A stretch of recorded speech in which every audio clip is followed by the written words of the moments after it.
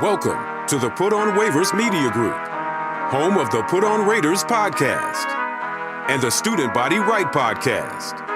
This is your place for the best breakdowns and the best insight for those who fight on and bleed silver and black. Now, here are your hosts, Dwayne Douglas and Ryan Holmes. Trojan fans. The Student Body Right USC podcast is here, brought to you by the Put On Waivers Media Group. I'm Dwayne Douglas here, and I have a guest on our show, Evan Desai. Before we get to him, listen, subscribe, like, 5-star reviews on the podcast. I mean, this USC constant stuff going on has been great for our show, and I'm sure great for the content of our writing friend here, Evan Desai, who writes for Rain Troy. I mean, it's just been all over the place. ROTPOW podcast is my Twitter handle. And then anything else you want to know about this channel, it's Raiders, it's San Francisco Giants baseball as well too. So we have all those things covered for you. The Raiders just started training camp, but I did want to sneak a little USC football show in before we go full bore with the Raiders training camp and all that stuff like that. Evan, thank you for joining us here again. Desai and Douglas. I mean, I don't know if you play shortstop, but I play second base. You know, double play combination right there. How you doing today? And what are your thoughts here about the news that USC is, going to be leaving the Pac-12? I mean, the Pac-10. I mean, it's just they've been part of this thing since the Pac-8. It's been they've been there for a long time, and now they're moving on, and it's kind of a little bit bittersweet. But how can you pass up the dollars that they're going to receive from that conference? You absolutely can't, Dwayne. I mean, you're right. I mean, everyone wants to say, oh, well, USC was making the wrong decisions. That's kind of why they're in this hole. And that's certainly a big piece of the picture. USC has been making a lot of terrible administrative decisions around this program for over a decade now. But one thing that's true is that if you're going to have equal revenue sharing in a conference, there's nothing wrong with that. USC and the Washington States and Oregon States receiving that same amount of money is just not going to cut it for a program like USC, which brings so much more to the Pac-12. Mm-hmm. It brings so much more in so many different ways, not just the brand, but the TV revenue that they're bringing and kind of feeding that conference. And, so you're looking at one of the things that people like to bring up is the whole Clay Helton buyout. They kept Clay Helton for so long. They did. They kept him for far too long. But that problem probably doesn't happen if they were in the Big Ten earlier. I'm not saying they should go back in time and go to the Big Ten 5 years ago, whatever it was. But the Pac-12 was causing USC some problems. The Pac-12 needs USC more than USC needs the Pac-12. Yeah, it's bittersweet to lose that tradition, but you're right, it needed to happen. And I mean, I don't know how the other sports are going to handle it. Because I don't think, I would think that some of these other teams have to hold out and see what happens. When you look at the divisions in the Big 12, you got Michigan. In the East, you got Michigan, Ohio State, Penn State, Michigan State, Maryland, Rutgers, and Indiana. And then in the West, you have Iowa, Wisconsin, Minnesota, Purdue, Illinois, Nebraska, and Northwestern. It's just the thing about it is it's like, how do you function with the travel part of it? For football, it's going to be easy. People making too much a big deal about the weather and all this stuff like that. People have this idea, like it's every Michigan game is not 2 degrees. Every Iowa game is not that way either. So I'm not really worried about the weather part of it. I do think that they have to think about, maybe adding a couple other West Coast teams so that these other sports can be able to function, because otherwise it's just going to be USC playing football and no other sports programs. And I don't think that's what Mike Bohn wants to do as far as USC football goes. Yeah, that's the confusing part about it. I'd say that's the one kind of downside, because I agree with you as far as football goes. You're traveling 6 times a year. It's going to be some long flights, but 6 times a year. And, one of those every other year is just going to be traveling to Pasadena. So that's not the biggest deal. USC does travel to Notre Dame every year. That's something that they've already proven they can handle doing. And they haven't had too many issues in the past with travel. But, you know, with these other sports, it comes down to, you know, is the emphasis on academic, which USC obviously prides itself on being an elite academic institution. So then when you're having these kind of non-revenue sports traveling all the time, that could possibly kind of put academics on hold. If they're traveling twice a week to, you know, they're going to go to Ann Arbor and they're going to go all the way to State College. And the next, you know, 2 weeks later, they're going to go to Rutgers and they're going to go over to Maryland. That's obviously a lot of travel, a lot that's kind of going on with their bodies, you know, kind of a lot of different time zone changes, a lot of different kind of, you know, irregularities in the schedules. And that can definitely hurt academics. So that's the one downside I'd say about it. But again, I also think that with the amount of revenue that USC's athletic department is going to bring in, that can help aid that. That can help get more tutors, more counselors, give them easier access to those types of things, even while they're on the road. Some of the NCAA does pride itself on. So I do think it'll work itself out. However, I will say that is the one downside about it. It will potentially make things a little bit harder for those non-revenue sports, non-football, even non-basketball, all those non-revenue sports to kind of really be able to maintain that 100% focus on academics. It's interesting. I mean, like we mentioned some of these teams, but let's be like, you know, Maryland's coming to US. Maryland, Rutgers, Indiana. Let's go Purdue and Illinois and Nebraska, Northwestern. They're gonna come see the West Coast. USC ain't flying out there to play them. They'll do the home and homes with Michigan and stuff like that, and you know Ohio State's and you know Michigan State, Penn State, you know all that stuff like that. But I think the lesser teams they're not going to have USC travel for those games. But UCLA is on for the ride as well. Interesting to see how that takes place as well because where UCLA is more of a basketball school. And, you know, USC doesn't have bad basketball. Them getting, you know, Andy Enfield has had a pretty good run with them now, but this could be big things for UCLA's football team. I mean, they really could. I'm not sure. I'm not in love with the coach, but I mean, if they're able to move on from him at some point, there could be a prime job out there at UCLA for somebody. Yeah, absolutely. It's funny. The Urban Meyer rumors, I'm sure, will kind of spark up. I don't know if you saw, he was ecstatic when the two LA schools just joined the Big Ten. The fans have kind of had some wishful thinking, maybe you would come to UCLA. I don't know any of that, but that'd be a disaster. That'd be a disaster. Oh, it would be. I mean, especially nowadays. I mean, that'd be a disaster. That dude comes with quite a few off the field issues, as we all know. But I do think, like you said, it could be an attractive job. I think there could be coaches that would like to coach in the Big Ten. I think that is a real thing, potentially at least. And like you said, they're going to have more money that they're earning. They're not sharing with. They're going to share, I believe, but they're not going to be sharing with the bottom of the barrel type teams that they were sharing with in the Pac-12 because the Big Ten is going to make so much more money in general. Some estimates have said that USC is going to make about twice the money that they made in the Pac-12 when they're in the Big Ten. And I know that UCLA and USC combined, I saw a prediction today by Front Office Sports, they're projecting the conference itself to make 25% more money than what they made before they added UCLA and USC. So there's more pieces of the pie, but the pie's way bigger, right?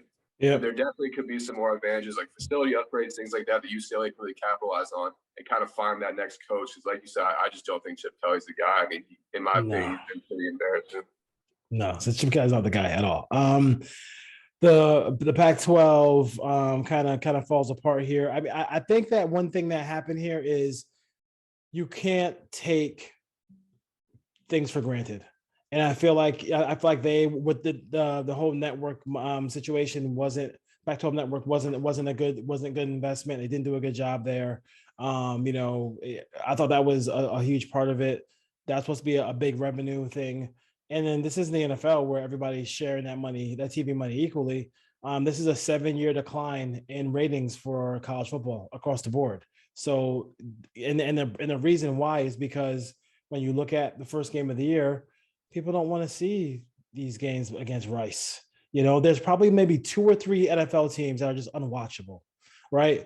But for the most part, you can talk yourself into, especially with fantasy football, you can talk yourself into saying, hey, I can watch, the Bengals were Super Bowl last year, so I can't even use them. I can watch the Browns play the Patriots. You can talk yourself into watching those games. You can't really talk yourself into watching, some of these horrible games where people are just coming in to get a check. Now you're going to be forced to be playing some really big time games all the time. And you might see championship games where teams have 2 or 3 losses, but they've played great competition just to get there. Mm-hmm. No, I mean, the product's going to be way better. It's going to be way more competitive. And, that's just, if you want to say, oh, well, for the time being, there aren't these 2 super conferences yet. So USC is just walking into tougher schedules. Well, I mean, sure. But the reality is super conferences are coming, at least to an extent. Mm-hmm. I can tell you right now, I don't know what the Pac-10 is at this point. I heard that they're going to try to stick together. That's the report. I don't really know how that's going to go. You have to find a way to get a head start on this. Texas and Oklahoma, after what they did, you have to get a head start on getting to a better conference, because the Pac-12 is not going to cut it. Even if they eventually get out of the media deal, which they will eventually. But now I don't know if the Pac-12 will even be able to see it, because they don't even know if it's going to be a conference. So the reality is, after what Texas and Oklahoma did, you have to make a move if you're a big program. Some programs, they'll Ohio State to the world. Or I know Penn State's down right now, but, top tier programs, they're already in a spot. They're already in a conference like the Big Ten, where they don't have to worry about, realignments, things like that. USC being out here on the West, so far away from any other blue blood, they have to make a move now. Yep. And now is not a bad time to do it when you're just now embarking on a new head coach who's a proven elite guy. I mean, you have to make the move, and you have to get it as soon as possible. They're even going to be in the Big Ten quicker than Texas and Oklahoma are going to be in the SEC. So this is actually perfect time. Yeah, it makes a whole lot of sense as far as that goes. So USC's biggest rival is Notre Dame, right? And Notre Dame is, I know they have the contract with NBC, all those things like that, but this would be, the perfect coup for the Big Ten to say, Notre Dame, like, if you want to, this is the opportunity for you to join this conference. I mean, that says everything right there. I mean, I'm not sure. I know Notre Dame. I think Notre Dame is in the ACC for basketball, but they're just still independent for football. And they have a great, from what I hear from all my Notre Dame people who are around me, who just keep telling me USC is terrible and Notre Dame's going to win the whole thing, which is all fun and game. It's all fun. But, they have a great recruiting class. They have all these pieces, but, can they, do you think that's the next step? I mean, I think before they add somebody from the West, another squad from the West, the Big Ten, do you think that they're going to be sitting there saying, let's keep knocking on the door and see if we can get Notre Dame to finally crack and join a conference? They need to be kind of knocking on that door and continue to do that, because that's their best option at this point. They don't even have a conference. They're not in one. Never been in one. There have been actually rumors in the past them trying to get to the Big Ten, but, the old traditionalists just wouldn't let that happen and everything. This is a team that's free right now. They don't have to pry them from another conference. They're not in one, so they can easily just join. They need to keep pursuing that, because their other options are Washington and Oregon. When we're talking about programs on the West, they can try to poach. Mm-hmm. And, I understand Oregon's got the uniforms, but the chips talk. They don't have any chips. Notre Dame's got 11 of them. They got a lot of tradition, a lot of pride, a lot of history. That's valuable. Ask NBC how valuable Notre Dame is. They're pretty valuable, So if they could end up poaching Notre Dame, not poaching, it's not a conference, but if they end up acquiring Notre Dame, that would be giant. But it's just there have also been reports going around saying that Notre Dame might still be kind of too stubborn to join that conference, which I think is a terrible idea. But that's just who they are. That's their tradition. That's what they think. It's weird. No one understands it. It's why no one likes them. But, it is what it is, and that's how they want to do it. And there are a lot of traditionalists in college football. That's just the reality. So, I mean, if the choice is the uniforms or Notre Dame, the Big Ten needs to be going after Notre Dame full throttle. And we'll see if it happens. Yeah. I think it should happen. I think it will be better for both sides. So here's my point to you. So I'm gonna give you a Lincoln Riley hat. So you're Lincoln Riley, and Lincoln Riley is in this division. He has recruits. He has a really good team. Notre Dame says to him, "Hey, let's keep the tradition of playing Notre Dame and USC. It's tradition." He says I got Michigan on the schedule. I got a really good Penn State team on the schedule. I got Iowa on the schedule. I got all these big. Why am I? If I'm going to play out of conference, why am I going to play y'all? Like that's where Notre Dame is putting themselves into. Why are we playing you? Like, I mean, it doesn't help me win a division. It doesn't help me win win the West. It doesn't help me win the East. It doesn't help me for a national championship. I mean, it only can hurt me. Like, if I play out of conference, why not play LSU? You know what I mean? Why don't I play Alabama? I'll play Georgia, who just won it. They're putting them. I think that little thing they're doing right now is cool, and that's fine. But like, if I'm one of these teams, and they're always going to get some of these bottom teams to go play them. But if you're a big time team and you have a chance to win a natty, like, why am I going to help Notre Dame get into that natty conversation when I'm playing in a really difficult conference? No, I know exactly what you're saying, especially your example is perfect because in USC's first season, the Big Ten, 2004. Who do they open up with? Do you know? No, say again. I got one question again. So in USC's first season in 2024 in the Big Ten, do you know who they open with? No. LSU. Oh yeah, they signed that. They signed that. Yeah, I remember that. Your example is actually perfect. If we're in the East, and we're playing Penn State, Michigan, Ohio State, and if Mel Tucker keeps MSU rolling, Michigan State, maybe Scott Frost finally figures it out. Nebraska's okay, and they play Nebraska from the West. I have no idea what's going on there. Iowa. I mean, I'm just tossing names out there. Basically, my point is obviously they're going to be playing some good teams, some great teams, and potentially even some good teams from the West. If the Big Ten West can kind of improve upon what it is right now, then you're going to Notre Dame. That kind of brings up the kind of plight that you're talking about right now because we're helping them. They aren't exactly helping us. Yeah, they're not. They're not, and they're not bringing in that revenue from the conference. So it's not like you're putting in money in our pocket either. So it is what it is, man. It is what it is. I tell you, it's kind of funny, how things work, and rotate around. Tackett Curtis, huh? So, this is the part of SC fans are not going to be happy until they see a top defensive tackle or a top defensive offensive lineman come, just come in. Oh, did you try again? Oh, serious. There's serious in the conversation. They're not gonna be happy with that stuff. But this here is a guy who is a 5-star, big-time linebacker, was rumored to go to Ohio State, rumored to go to Wisconsin, and he ends up choosing SC. I'll give you the floor about it. But this is what's going to happen when you have kids. Like I'm a transplant. I used to live on the East Coast, came to the West Coast. You're going to have people who want to see what it's like to live out here, to play football out here, and play for a guy like Lincoln Riley.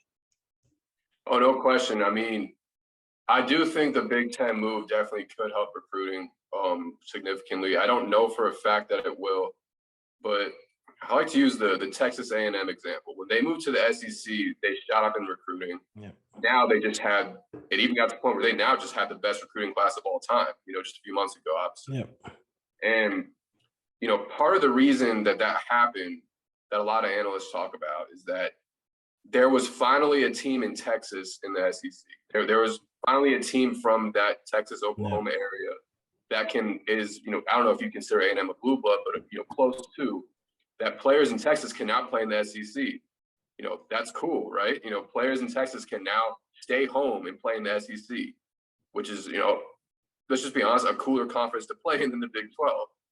So where I'm trying to go with this is now, when it comes to California, there's a lot of advantages about playing at USC. You get to play in LA. You get to play in a very historical program, great weather, all the stuff that college kids like, Now you're adding that extra kind of element to you're going to be playing in some huge games, going to be playing on some of the biggest stages, arguably the biggest stage. There's a lot of competition. Guys are going to want to, like you said, kind of taste what's over here in LA and play for a program like this that's now going to be playing in a real conference.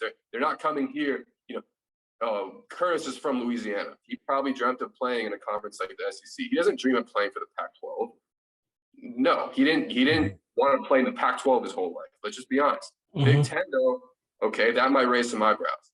So there obviously could be guys who are looking at Ohio State and Wisconsin. Now you hear that USC is going to the Big Ten. Now we're talking. Now he's more interested in making that trip over.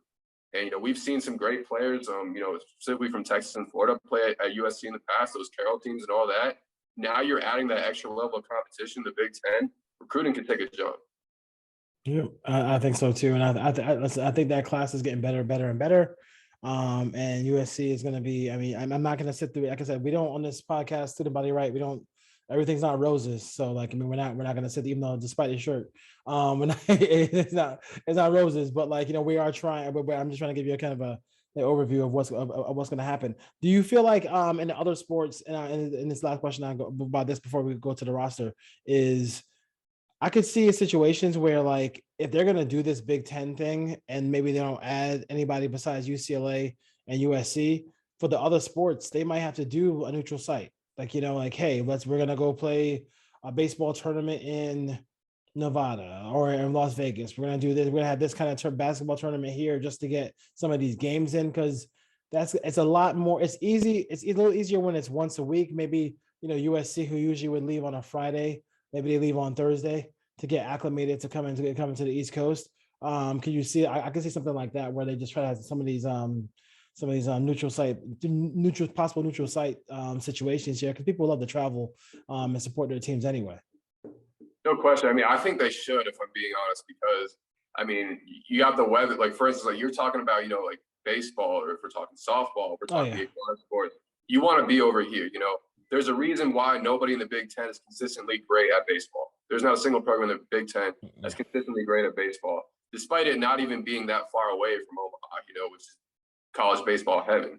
I know that I'm not saying USC isn't down in baseball. They absolutely are.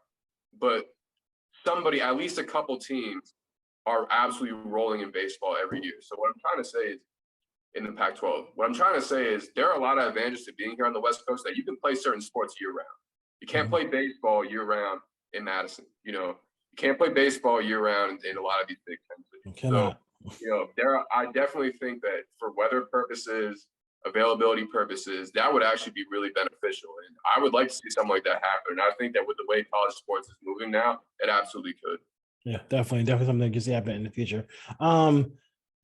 Couple storylines from you. What are the big? You're writing all the time. I'm surprised your hands don't fall off how much you've been writing. What are your top storylines here coming into the season here for the Trojans here?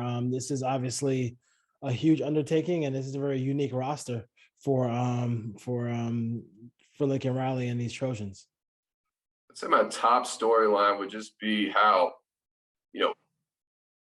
they always say when you want a top-tier offense, you have to have a top-tier quarterback, a top-tier receiver, a top-tier blindside tackle, and a top-tier running back. Obviously, you like to be elite everywhere, but those four positions are necessary if you want to really thrive on offense. You obviously need a trigger man, but, we have Lincoln Riley, the best play caller in the country, so that's not really a problem. And when you think about it, USC has an elite quarterback. They have one of the three best in the nation. They have an elite wide receiver. They have the best in the nation. They have, a top 10 back in Travis Dye, who I consider elite. I mean, led the Pac-12 in yards from scrimmage last year, 18 total touchdowns. He's elite. And then you have Andrew Voorhees, who was the only, I believe I've talked to you about in the last podcast. Obviously, I'm sure you're very familiar with how good Voorhees is too. But for listeners, he was the only lineman in the country that had a 90+ pass blocking and run blocking grade for PFF last year. And if you don't like PFF, well, he also allowed one sack all year. So that's a stat that everyone likes, right? And he did it, as both a left tackle and a left guard. He's got versatility like that. So you're looking at an offense that has all the right pieces, literally. And you're looking at Lincoln Riley, who's obviously, the consensus best play caller in the country.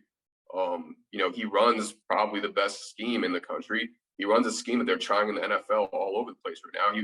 He was recruited to be an NFL coach of the Cowboys and all that at age 35? I mean, everything's putting together to where this offense can really potentially have a limitless ceiling. And basically, the defense is definitely going to struggle.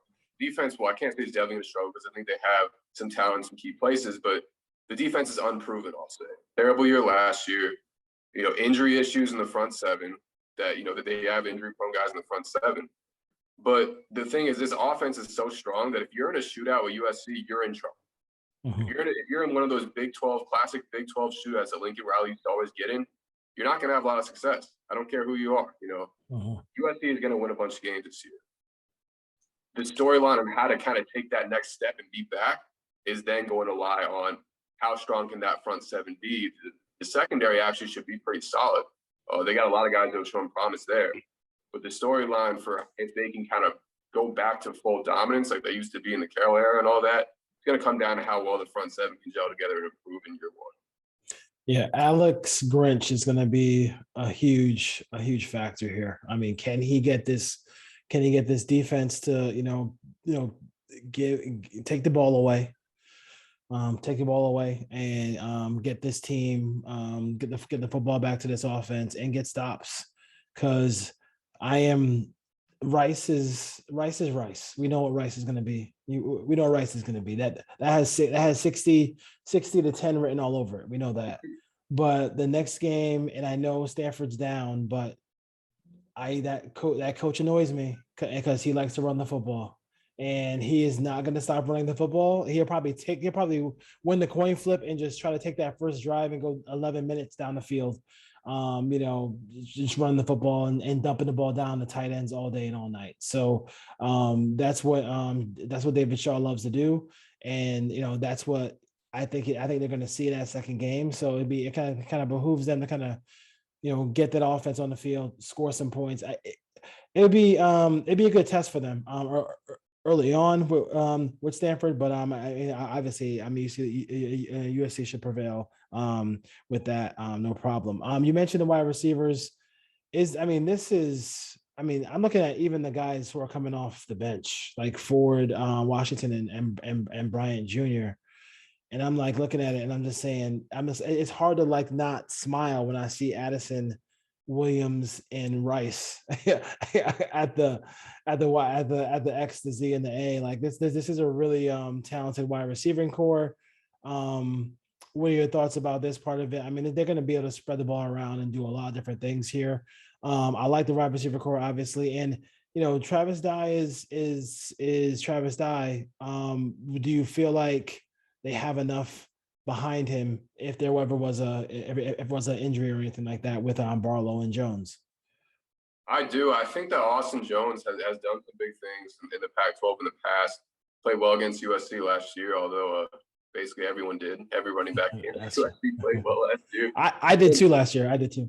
Yeah, absolutely. I remember that for sure. Yeah, and I basically think that though I have seen some impressive things from Austin Jones in the past.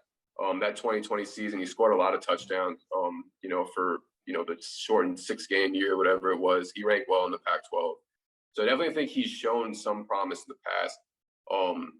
But Darwin Barlow, I think he doesn't have great cumulative numbers. He hasn't had like an 1,000-yard season or anything like that. But his yards per carry average has always been good. It was good last year too. It was well over 4. He's serviceable. He can get the job done. He can fill in. The thing is, he doesn't have to be that lead back because, like I said, I am a little bit bullish on Austin Jones, but it's also, Raleigh Brown is a dynamic threat that I absolutely think can have a pretty fast impact because I think he's just such a great fit with Lincoln Riley. Lincoln Riley loves those kind of running backs who can catch the ball, running backs who can H-backs, and running backs who are kind of dynamic like that. Versatile, guys that can move really well, guys that can move in space, guys that you can design a lot of different types of plays for. And that's who Raleigh Brown is due to his athleticism and his versatility. So, I think even he could come in and even start if Travis Dye got hurt year one and do at least a good enough job just due to the sheer athleticism that he has. So, I love the running game this year. Yeah, it should be interesting how they handle that whole situation with the running game there. Obviously a lot of excitement around this team, and there should be a whole lot. Anything in the spring? Did you watch the spring game? Yeah. Anything in that game that you any bright spots you want to just kind of point out in that game before I let you go?